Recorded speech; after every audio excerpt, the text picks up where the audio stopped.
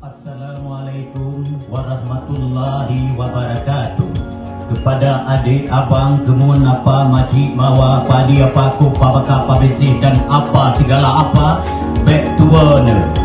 Ulang tahun Bayangkara Selawah Expo 2022 mulai dari tanggal 16 sampai tanggal 20. Ulun Tuan T. Mukhtaruddin Fatani SH, salah sinkron seniman di Nandro Aceh Darussalam, atau yang lebih dikenal dengan sebutan Apa Lambak Bangai Abu Dok Sulok.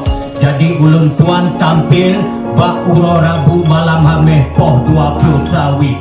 Ulun Tuan selaku seniman di Aceh menghibur masyarakat dikarenakan ulang tahun Bayangkara Selawah Expo bak bulan 7-nya supaya meriah nejak cedara lun mamandung nehadiri acara mulai dari tanggal 16 sampai tanggal 20.